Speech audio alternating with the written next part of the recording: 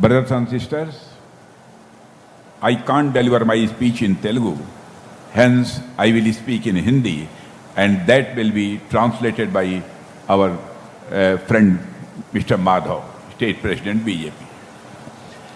Sri Nara Chandrababu Ji Naidu, Honorable Chief Minister of the Andhra Pradesh, and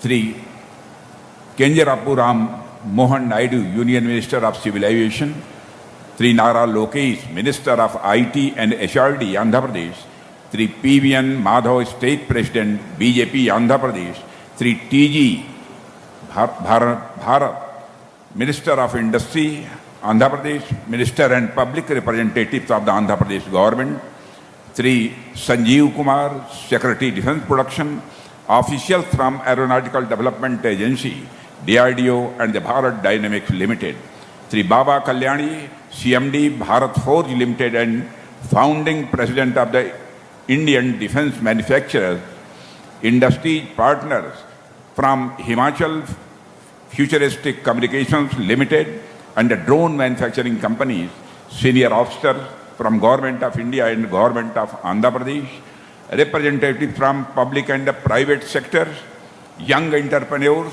innovators and the industry leaders, friends from media, ladies and gentlemen. Ella unnaru. मेरे बहनों भाइयों, आज का दिन बहुत ही खास है। आज का यह अवसर मैं मानता हूं आंध्र प्रदेश के इतिहास में और भारत के डिफेंस सेक्टर के इतिहास में एक हिस्टोरिक चैप्टर जोड़ने जा रहा है। आज यहां एक साथ अनेक प्रोजेक्ट्स की फाउंडेशन स्टेन लेइंग हो रही है। साथियों, आज जिस पुट्टा पार्थी नामक जगह पर हम सभी यहाँ उपस्थित हैं, यह आध्यात्मिकता, शिक्षा और सेवा भाव के लिए केवल भारत में ही नहीं बल्कि सारी दुनिया भर में जाना जाता है। श्री सत्य साईं बाबा ने शिक्षा, स्वास्थ्य और मानव सेवा के अनेक संस्थानों के रूप में अपना जो आशीर्वाद इस नगर को दिया है, वह आज भी यहाँ की प्रगति के मुख्य कारणों में से एक है। సోదరి సోదరులారా, ఈరోజు చాలా ప్రత్యేకమైంది। ఈరోజు ఒక నవశకం ప్రారంభమవుతుంది। ఆంధ్రప్రదేశ్ రాష్ట్ర చరిత్రలో, భారతదేశ రక్షణ రంగ చరిత్రలో ఒక చారిత్రాత్మక అధ్యాయాన్ని లిఖించబోతున్నాం। ఈరోజు ఇక్కడ ఏకకాలంలో అనేక ప్రాజెక్టులకి శంకుస్థాపన కార్యక్రమం జరగబోతుంది। మిత్రులారా, ఈ పుట్టపర్తి అనే పేరు కలిగిన ప్రాంతంలో మనం ఉన్నాం। ఇక్కడ విద్య, సేవ, ఆధ్యాత్మికతో ప్రపంచం అంతా కూడా ప్రసిద్ధిగాంచింది। శ్రీ భగవాన్ సత్యసాయి బాబా యొక్క మానవ సేవ, విద్య, వైద్యం కోసం అనేక సంస్థలు స్థాపించాయి। ఆ రూపంలో ఈ యొక్క ప్రాంతాన్ని ఆశీర్వదించారు। ఇది ఈరోజు ఈ ప్రాంతం యొక్క ప్రగతికి ఒక కారణం। साथियों, मैंने अपने लंबे सार्वजनिक जीवन में अनेक लीडर्स को देखा है, अनेक रिप्रेजेंटेटिव्स के साथ काम करने का अवसर भी मुझे प्राप्त हुआ है, अनेक विजनरी लोगों के साथ काम किया है। लेकिन टेक्नोलॉजी के प्रति जो जुनून, डेवलपमेंट के प्रति जो कमिटमेंट और फ्यूचर को प्रेडिक्ट कर पाने की जो दूरदृष्टि हमें नायडू गारू में है, वह बिरले ही देखने को मिलती है।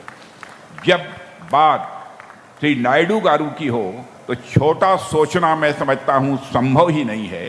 और आंध्र प्रदेश के विकास के लिए जिस कमिटमेंट के साथ इन्होंने काम किया है, उसकी सराहना मैं दावे के साथ कहना चाहता हूँ भारत ही नहीं बल्कि इंटरनेशनल फोरम्स पर भी हुई है।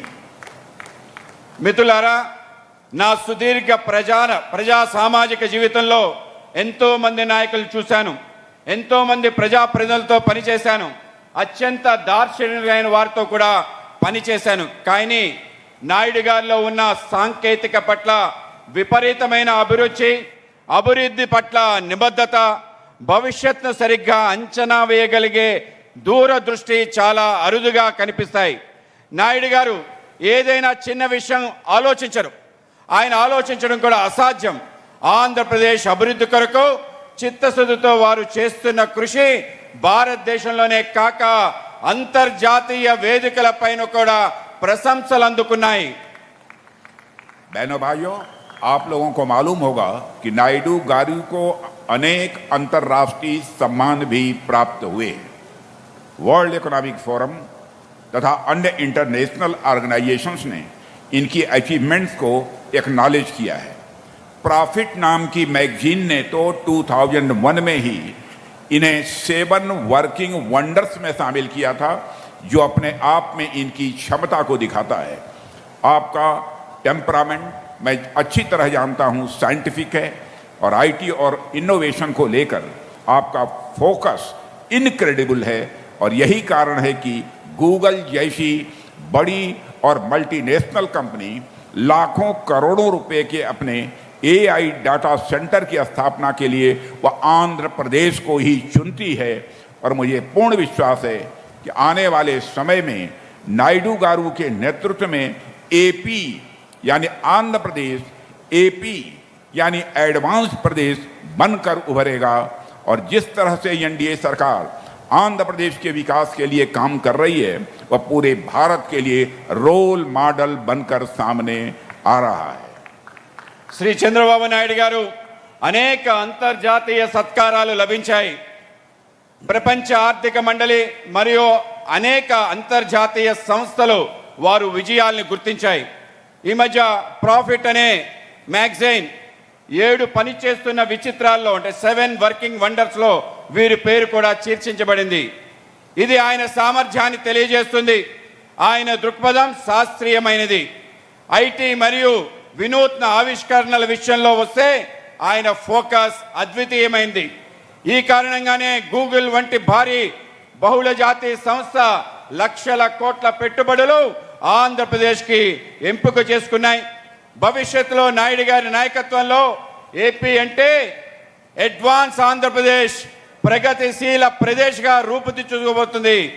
ఆంధ్రప్రదేశ్ అభివృద్ధి కోసం ఎన్డీఏ ప్రభుత్వం పనిచేస్తున్న తీరు యావత్ దేశానికి ఒక విశేషమైన నమూనాగా మారి అందరికీ ముందు నిలుస్తుంది. आज इस फाउंडेशन स्टोन लेइंग सेरेमनी में 4 प्रमुख प्रोजेक्ट प्रारंभ हो रहे हैं. इसके अलावा 8 ड्रोन कंपनियों का एक समूह मिलकर कुरनूल में एक ड्रोन सिटी भी इस्टेब्लिश कर रहा है. कुल मिलाकर आंध्र प्रदेश के विकास की दिशा में आज का दिन एक माइलस्टोन सिद्ध होगा, ऐसा मेरा विश्वास है. ఈరోజు శంకుస్థాపన వేడుకలో 4 ప్రధాన ప్రాజెక్టులు ప్రారంభమవుతున్నాయి. అవే కాకుండా 8 డ్రోన్ కంపెనీల బృందాలు కలిసి కర్నూలులో ఒక డ్రోన్ సిటీని కూడా ప్రారంభిస్తున్నాయి. మొత్తానికి ఆంధ్రప్రదేశ్ అభివృద్ధి పదంలో వెళ్తుంది. ఈరోజు ఒక మైలురాయిగా నిలిచిపోతుందని నా నమ్మకం. साथियों, इस समय हम एक ऐसे कालखंड में हैं जहां पूरी दुनिया में उथल पुथल मची हुई है, और ऐसे में एक राष्ट्र के रूप में हम अपनी सुरक्षा तभी मजबूत बनाए रख सकते हैं जब अपनी लाठी अपने हाथ में होगी. राष्ट्रीय सुरक्षा जैसे महत्वपूर्ण विषय पर हम हमेशा दूसरे देश के भरोसे नहीं रह सकते हैं. इसलिए आज शुरू हो रहे ये सभी प्रोजेक्ट मैं मानता हूं साधारण नहीं है बल्कि ऐतिहासिक हैं. మిత్రులారా, ఇవాళ ప్రపంచం అంతా గందరగోళ పరిస్థితిని ఎదుర్కొంటుంది.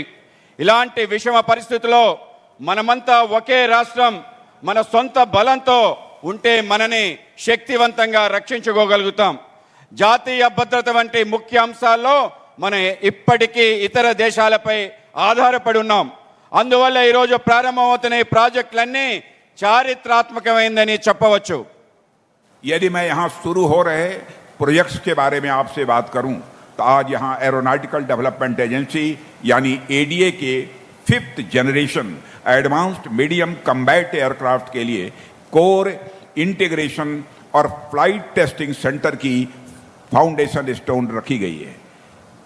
आडा सरकार के defence research and development organisation यानी डीआरडीओ का यह सहयोगी संगठन है. यह भारत के लिए स्वदेशी फाइटर एयरक्राफ्ट के रिसर्च एंड डेवलपमेंट में अपनी भूमिका निभाती है.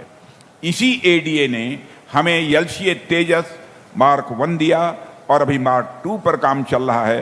और अब यही एडीए 5th जनरेशन अमका पर भी काम कर रही है।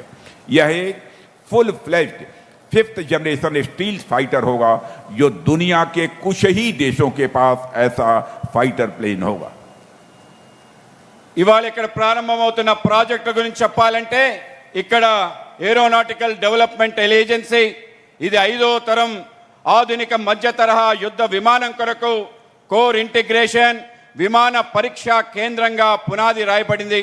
ఏడీఏ ప్రభుత్వ రక్షణ రంగ పరిశోధన మరియు అభివృద్ధి సంస్థ అంటే డిఆర్డిఏ యొక్క భాగస్వామ్య సంస్థ। ఇది భారతదేశ స్వదేశీ ఫైటర్ ఎయిర్ క్రాఫ్ట్ యొక్క పరిశోధన అభివృద్ధిలో ప్రధాన పాత్ర పోషిస్తుంది।